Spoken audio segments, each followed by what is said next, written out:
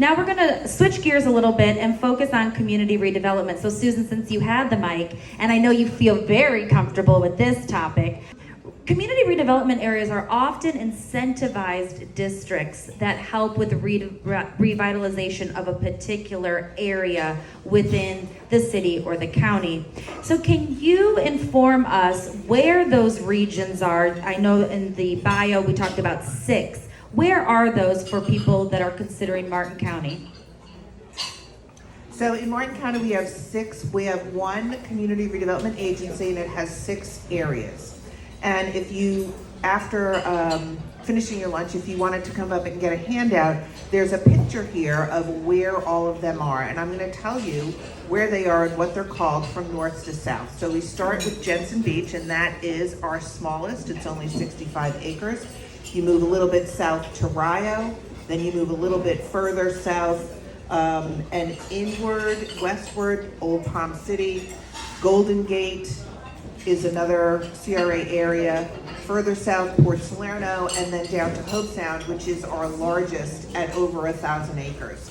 And just to kind of give you some perspective on what that means, Martin County is about 345, a little less than 345,000 acres, and our redevelopment areas make up about 3,600 of those acres. So we're about 1% of the county.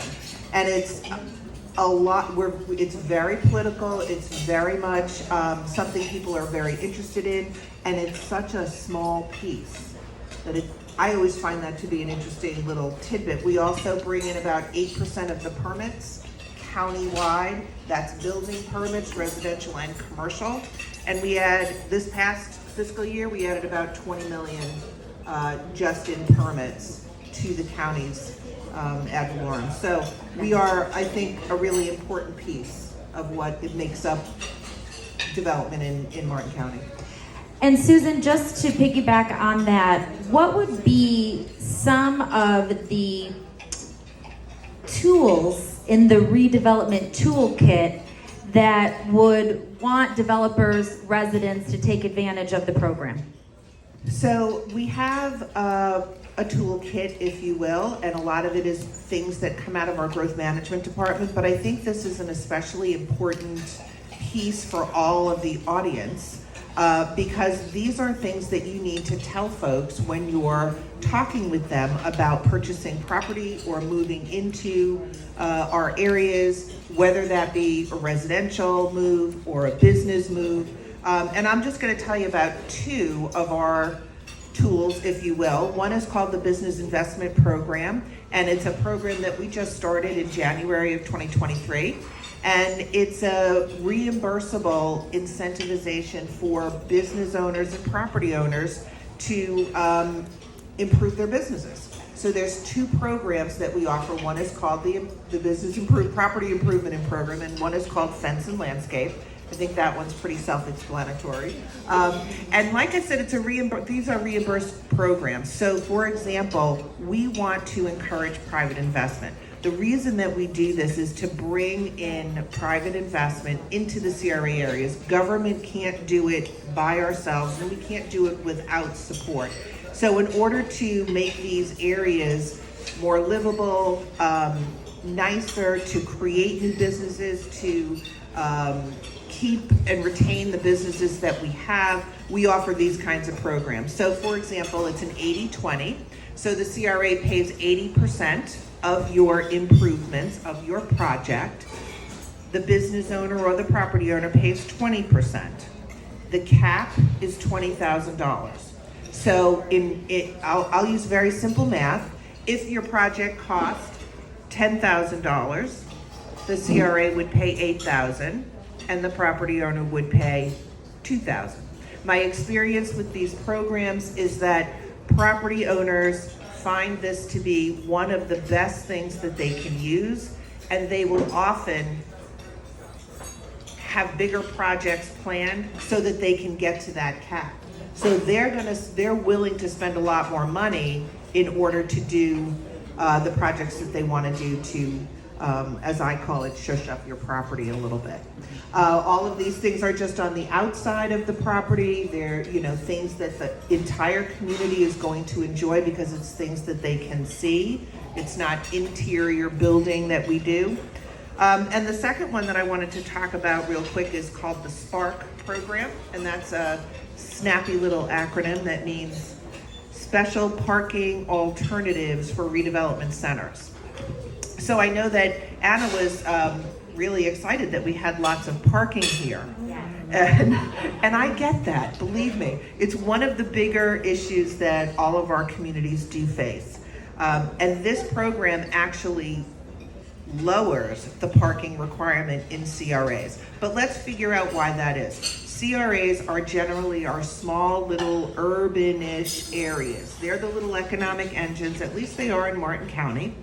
And again, I'm gonna go with lack of real estate. So the decision is, do I open my business and my required parking, I can't meet it, so now I can't open my business because we don't have that kind of area, right, if you will. So what Spark does is it helps small businesses. I think it helps the small developer.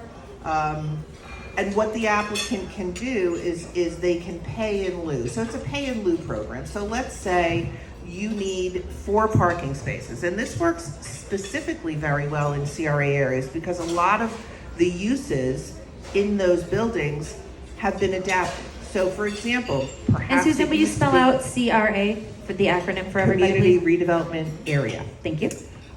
So you may have a small home that has now been adapted into a business and you want to open a coffee shop. Well, for your residents, you only needed 2 parking spaces. Now for a commercial use, perhaps you need 4. You can provide 1 more on that property, but then what do? So this program allows you to buy that parking space, and then the revenue from that is used to build up the parking in that CRA area, to enhance the mobility network, if you will, build additional parking spaces in another spot. That's how we use the revenue, but now this small business can open. They might not have been able to open but for 1 parking space. So that's one of the things that we offer to our smaller developers. And it's just interesting to note that the trend right now is for cities to have no parking minimums. The city of Stewart downtown does not have a parking requirement because it would be silly to have one. I'm sure you've all been there, you know what it looks like. Yeah. So, and there's big cities that are doing the same thing. Hartford, Connecticut, as a matter of fact, was the first one to get rid of all parking requirements in their city. So that's really the direction I think that we're going. So we're just out there trying to help that small business stay in business or open a business. Smart. Let's learn a little bit more from St. Lucie County's perspective, because these revitalization areas, I mean, St. Lucie has a big footprint.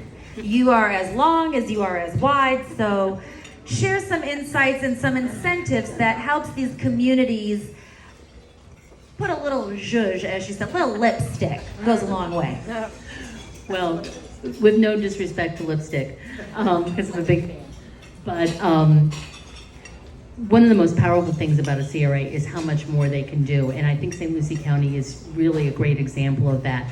To distinguish, I'd really like to give Martin County a lot of credit for having 6 CRA districts, because for the county, there's not the same kind of financial benefit in having a CRA that there is for a municipality. So if you're in a municipality like the city of Port St. Lucie or the city of Fort Pierce, you're actually able to hold on to a higher level of your ad valorem revenue by establishing a CRA in your city. So Fort Pierce has done that. Their CRA area, like Martin County, is a large district that serves multiple areas. It runs all the way from the historic African community in Lincoln Park all the way out to Hutchinson Island, to the oceanfront, where you've seen a lot of the development there. And they've used those funds to create a lot of the improvements that you see through the Peacock Arts District, through the downtown, and out onto the beach. And if you've been on the Treasure Coast for 10, 15, 20 years, you've really seen a transformation there. Likewise, in Port St. Lucie, they have a very large CRA district. It includes areas of US 1, Port St. Lucie Boulevard, and then again out in the St. Lucie Western Tradition area. And they have been able to use those funds to really take advantage of opportunities. They have taken over property that was sitting inactivated, and they've used those CRA funds to create planning districts and activate, for example, the entire Southern Grove area, which has really been a commercial drive to provide industry and employment to go along with what has long been a really powerful residential community, but to give our residents here in St. Lucie County places to work. So when you see developments like the Cheney Brothers project, and you see developments like the medical corridor developing in Tradition, look at what Jennifer Davis and Wes McCurry were doing with the CRA. For St. Lucie County, the unincorporated county, we do not actually have any CRA areas within the unincorporated area like Susan does. What we do have are overlay districts, and what Anna was kind enough to put on the screen here was from the St. Lucie County Geographic Information Systems Department. They have some wonderful maps that I really encourage you to spend some time taking a look at. As realtors, there's such valuable information there, including an interactive map that you can log on to. You can use this to learn so much information about the properties that you represent.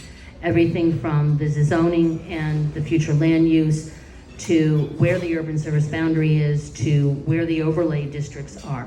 And so I would point to something like along Prima Vista Boulevard, we have the River Park area, which is an overlay district. And if you've watched Prima Vista over the years, you've seen it change from what was once essentially a very wide residential corridor to what is rapidly becoming a commercial district. And so the River Park Overlay District facilitates that. It's a planning tool that has a very specific, organized way about how you can convert your residential property to commercial property in that area. So we have these overlay districts, the towns, villages, and countryside in the north part of the county, the airport overlay district, which really supports industrial development. There are several of them throughout the county that you can see there. And so that provides the planning tool, even if it doesn't have the financial tool that a CRA district has. And then to that point, as far as the incentives, is St. Lucie County equal to that of Martin County with the 80-20? It's actually a very different structure because it is up to the municipalities. So Fort Pierce does some very similar programs to what Susan described. Cheyenne Harnage and their planning department, Kev Freeman and their planning department, have launched all kinds of things ranging from paint-up programs to property improvement programs. I'm not familiar with a parking program like that, and I love that. Because in downtown districts, you really need that opportunity to get creative about how you use the shared spaces in order to make that happen. Port St. Lucie has put a lot more of their effort into property acquisition and repurposing how property is being used. But Jennifer Davis, I'm sure, would be delighted to talk about what kind of funding and programs they have available. So grab my business card and I'll put you in touch with them. Very nice. All right. Andy, Indian River County is different. We still have a lot of land, a lot of green space, which I think does make us unique. However, we have CRAs also, and there are some incentives, especially from an economic development standpoint. Can you share some of that with our audience today? Sure, yeah, you're definitely correct in that, especially in the unincorporated areas, we've had such an emphasis on kind of low density residential development. We kind of lag behind our counterparts as far as using CRAs. We do not have any in the unincorporated area. We have a couple in the municipalities, including one in the city of Sebastian that covers their downtown historic fishing village area, which is kind of neat. But I think we will be catching up with our neighbors. It's just very little experience to date.